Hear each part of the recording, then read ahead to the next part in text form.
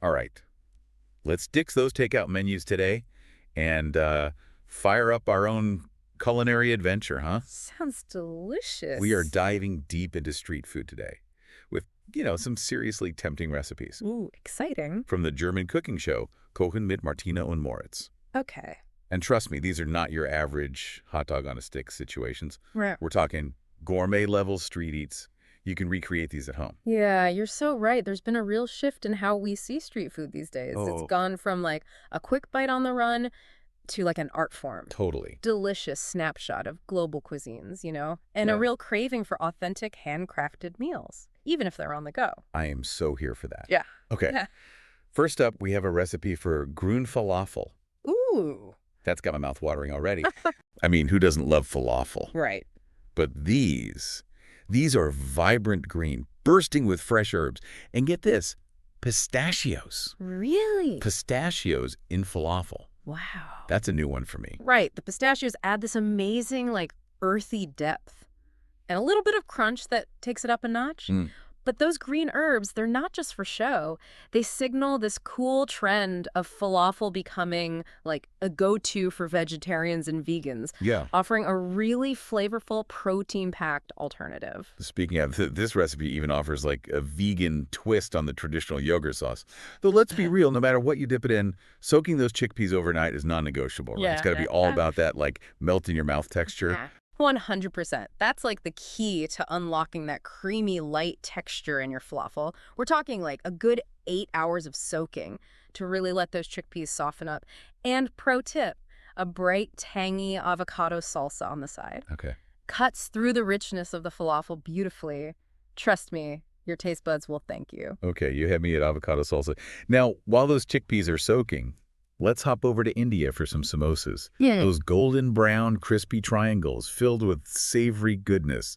I could devour a plate in seconds. Oh, samosas are classic for a reason. Their history alone is fascinating. They actually originated in Central Asia, like centuries ago, traveling along spice routes before landing in India around the 13th century. Wow. Since then, they've just like evolved into this street food staple, endless regional variations. This particular recipe emphasizes fresh spices, like really emphasizes them, which I can only imagine makes a world of difference. And while it calls for ghee, they give the option to swap an oil for a vegan-friendly version. Talk about versatility. Yeah. It's those freshly ground spices that truly elevate the flavor profile. From good to, wow, I need another one. After those nights when you're short on time, the recipe cleverly suggests using pre-made wonton wrappers as a shortcut. What? It's genius, really. Okay, now that is a hack I can get behind. Right.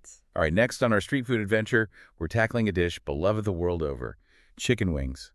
But hold on, we're not talking basic buffalo wings here. Yeah. These bad boys are straight from the bustling streets of Bangkok. And what sets these wings apart is the marinade, a symphony of aromatic ingredients like kaffir lime leaves, lemongrass, ginger, chilies. It's a flavor explosion waiting to happen. And that's before we even get to the unique way they prep the wings for cooking. Right. They actually recommend cleaning the wings, like removing the skin and tendons from the lower part, which allows the meat to pull back and create that awesome meat on a stick look. Exactly. It's all about maximizing both flavor and presentation.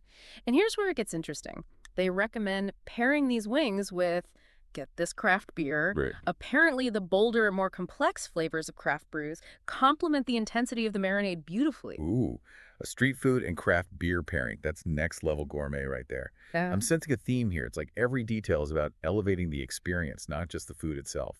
You've hit the nail on the head. Street food is evolving. And it's not just about grabbing a quick bite anymore. It's about creating an experience that tantalizes all the senses. It really is. And speaking of elevating the everyday, our next recipe takes a humble pretzel and turns it into something truly special. Okay. Get ready for Brezen-Muffins, Brezen-Muffins. a uniquely German take on street food. Okay, now I'm intrigued. Pretzels in a muffin. This sounds like a culinary adventure I am ready to take. Right. Tell me more. So this recipe is a brilliant example of how different cultures can take like a simple ingredient and transform it into something just amazing. Yeah. In Germany, pretzels are like the unofficial national snack, so it's no surprise to see them popping up in unexpected places. That makes sense. And using leftover pretzels Mhm. for these savory muffins. Talk about resourcefulness. I love that. The recipe mentions soaking the pretzels in warm milk. What's the reason behind that? So that's the secret. To achieving this incredibly soft, almost like custardy texture inside the muffin. Interesting. It's all about hydration, letting those pretzels soften up before they hit the oven. And speaking of flavor, they are very specific about using a freshly grated nutmeg. Ooh, good call. I bet that makes a huge difference. Mm. Pre-ground nutmegs doesn't have that same, aroma, does it? Not even close. Those freshly grated spices release this burst of flavor that's simply irresistible. Mm-hmm. And, speaking of spice, it's time to crank up the heat Okay, and travel to a place where bold flavors reign supreme, India. let's do it. Get ready for Würzburgen. Würzburgen, then. Yeah, A dish that's as much fun to say as it is to eat. I like the sound of that. And eggplant with a fiery blend of spices. You had me at fiery. Yes. Tell me more about this flavor explosion. So this dish is essentially a celebration of eggplant, cooked to tender perfection, Okay. and coated in this rich aromatic spice blend that will set your taste buds ablaze.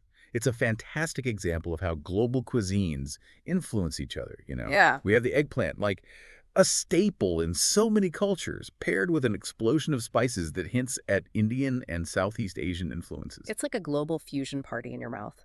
Now, the recipe mentions using those long, slender eggplants you often find in, Turkish markets. Is there a particular reason for that? Yeah, those varieties tend to have fewer seeds. Yeah. And a slightly sweeter flavor, which works perfectly in this recipe. And here's a fun fact, these Würzburgenen. Delicious, both warm and cold, Oh. making them perfect for, a picnic, a street food market, or even just a quick snack on the go. I love that versatility. And the recipe also mentions making your own curry powder for an even more intense flavor. I'm sensing a theme here. Fresh spices are key. Absolutely. It's all about layering those flavors Yeah. and creating something truly special. Yeah. And while we're on the topic of simple ingredients done right, let's talk about those crispy golden circles of deliciousness that are a staple in street food scenes around the world. Oh, I know exactly what you're talking about. Onion rings. Yes. But not just any onion rings, right? We're diving into the secrets of Zwiebelring in Bierteig, or as we might call them, onion rings in beer batter. You got it. I love it. Now, you might think beer batter is just a trendy twist, but there's a real science behind it. Really? You see, the carbonation in beer creates these tiny air bubbles in the batter, and when they hit the hot oil, they expand, creating this lighter, airier texture and that irresistible crunch we all know and love. Wow. Who knew there was actual science behind the perfect onion ring? That's fascinating. I always just figured it was the beer that made it taste better. Well, the beer definitely adds a subtle tang, but it's the science that gives you that satisfying crunch. And here's another tip from the recipe. Letting the batter rest for a bit. Before dipping the onions, it allows the gluten to relax, which results in a more tender coating. Mind blown. It's amazing how much thought goes into even the simplest street food, isn't it? It really is. And that's what makes exploring these recipes so much fun. You discover these clever techniques, hitting layers of flavor that elevate the everyday into something truly special. I couldn't agree more. This whole deep dive has my stomach rumbling. I'm ready to, ditch the grocery list and just start cooking. Me too. And that's the beauty of street food. You don't need fancy equipment or a culinary degree to create something delicious. It's all about embracing those bold flavors and having fun with it. Speaking of fun, do you have any final tips for our listeners who want to recreate that authentic street food experience at home? Absolutely. Think beyond the recipe, Okay. Get creative with dipping sauces, garnishes. Maybe whip up a spicy peanut sauce with a touch of lime for those Bangkok chicken wings. Yeah. Or a tangy tamarind chutney to cut through the richness of the samosas. Okay. And don't forget the atmosphere. Crank up some music, invite some friends over, and just turn your kitchen into your own personal street food market. I love that. It's about more than just the food. It's about creating an experience. Okay. There you have it, folks. A culinary journey around the world, all from the comfort of your own kitchen. Until next time, happy cooking.